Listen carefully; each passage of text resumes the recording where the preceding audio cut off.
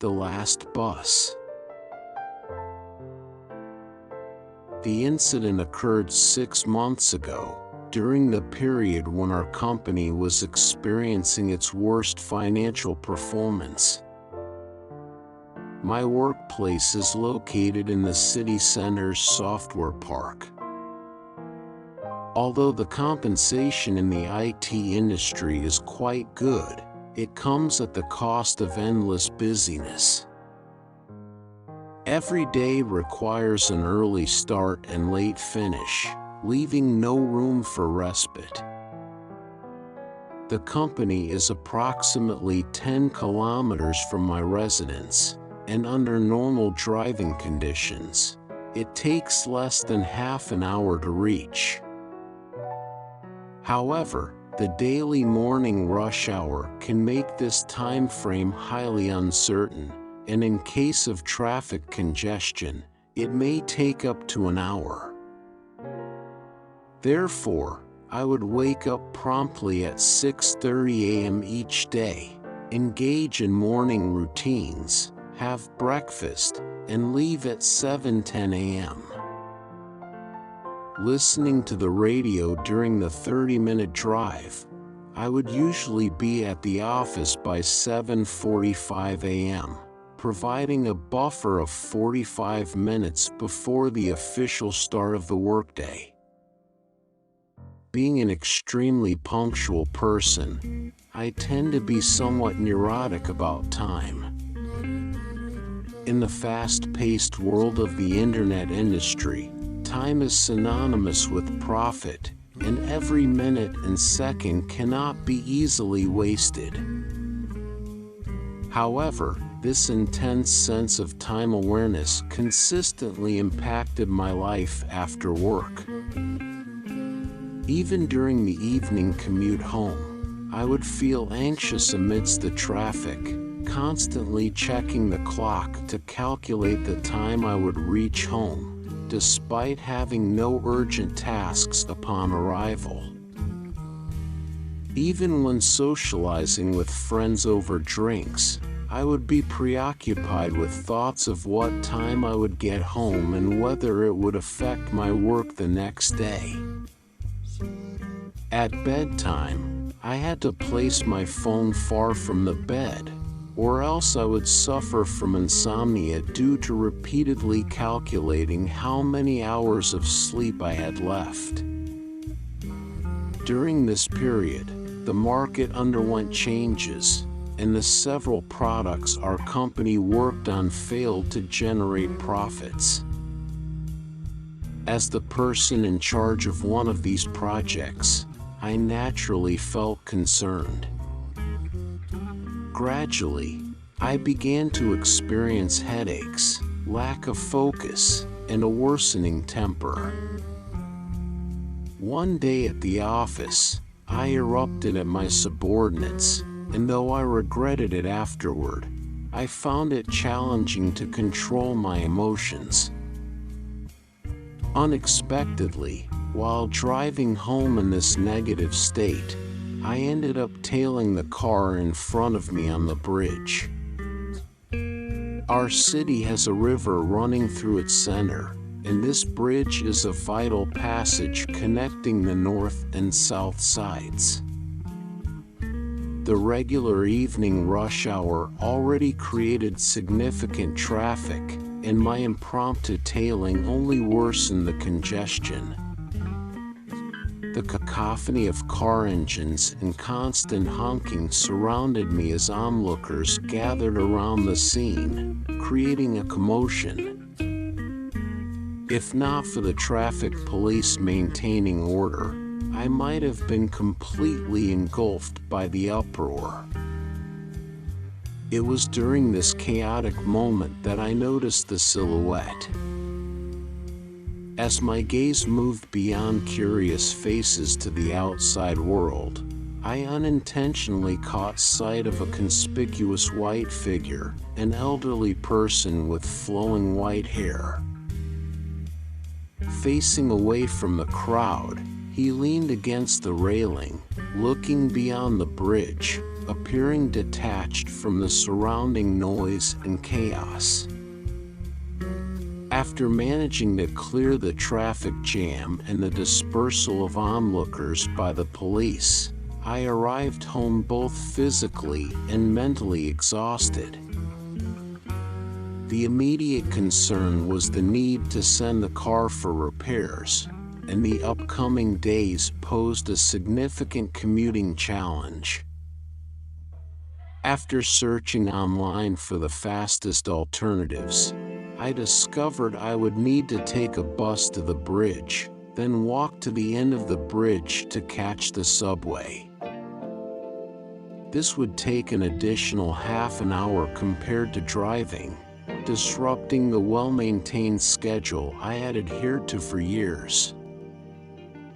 The next morning at 6 a.m., I was rudely awakened by my alarm.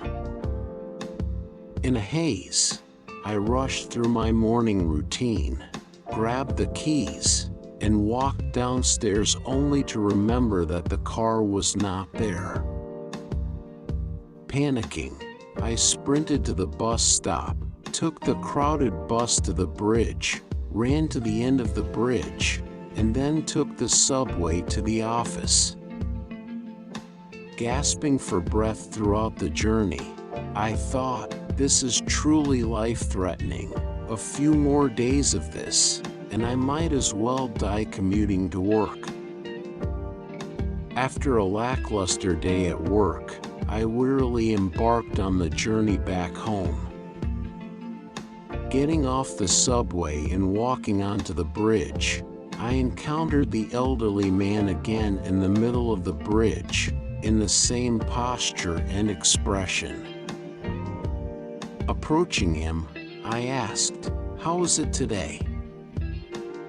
Did you catch anything?" He happily chuckled, "Catch? Why must there always be a catch? Spending time on something should have a purpose, shouldn't it? Otherwise, isn't the time wasted?" I found it difficult to comprehend. "You make sense. So, where do you spend your time every day?" "I go to work and come back every day." "Then, what is the meaning of your work?" "I haven't really thought about it. Personally, maybe it's just to earn more money. But what do you need to gain when you reach my age?" "Well, I haven't thought about that either." "Ah, that's why I'm not in a hurry, unless time is rushing me away." He continued to smile at me. I nodded as if I had gained some enlightenment. The scent of the wind seems different today. Why don't you close your eyes and take a deep breath?" He took a deep breath. I shook my head somewhat helplessly, but still followed his suggestion, closing my eyes, inhaling, exhaling, and then pretending to taste the air. I didn't sense anything, and it made me want to laugh, as this action inexplicably reminded me of a common saying, "Drinking northwest wind." For a consecutive week, I would chat with the old man on the bridge after work and then, as a kind of farewell, close my eyes and take a deep breath. Our conversations covered various topics, ranging from astronomy to geography, along with some hearsay and strange stories. He also shared many of his own stories. He mentioned being a former architect, having a son abroad, and losing his wife. After retirement, he would come to the riverside every evening to fish alone. After 7 days, my car was finally repaired, marking the end of my daily struggles on crowded buses and subways.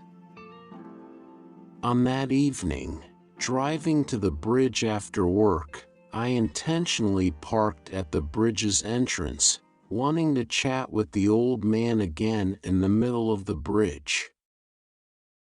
He seemed to have been waiting for me for a long time. Dressed neatly and formally, he had no fishing rod by his side, giving the impression he was ready for an important banquet. That night, he was exceptionally talkative. We chatted for an unknown duration until I subconsciously checked the time on my watch. Nervously, I told him, "Oops, it's almost midnight, and there's no more last bus. You should leave quickly." However, he calmly smiled and said, "What's the rush? Since there's no last bus, no matter how fast I go, it won't come, right? But how will you get back?" "Slowly walk back. I'm not in a hurry anyway. Let me drive you back." "No need, you go back first. You still have to work tomorrow." He waved his hand, indicating I didn't need to worry about him. Closing my eyes, I took a deep breath. Suddenly, I felt that today's wind seemed different, gentle, soothing, yet carrying a hint of sadness. It was the first time I had tasted the flavor of the wind, as if conveying some hidden emotion or telling a distant story. That night, I slept soundly, entering a long dream where the lingering scent of sadness repeated itself, not dissipating for a long time. The next morning, after driving to the company early, I casually flipped through a newspaper and unexpectedly stumbled upon a news article. It stated that a senior architect had passed away 7 days ago, and today, his ashes would be scattered into the river from the bridge he had designed in his youth. I was shocked, unable to find words to express my feelings. Passing by the bridge on my way home that evening, I stopped at the spot where I used to chat with the old man every day. However, he was no longer there. Feeling a sense of loss, I leaned against the railing, reminiscing about the events of these days. Many complex emotions surged violently within me. When I gazed at the continuous flow of people and traffic on the bridge, I realized that the city had two distinct images, one so romantic and calm, the other rapid and noisy. He must have cherished this place deeply, refusing to leave for so long. I wondered if, on that night, he had caught the last bus meant for him. Turning around, I closed my eyes and took a deep breath. Today's wind no longer carried a sense of sadness, but instead brought a pleasant sense of relaxation and ease. I had never realized that the winds changing through the seasons held such spirituality.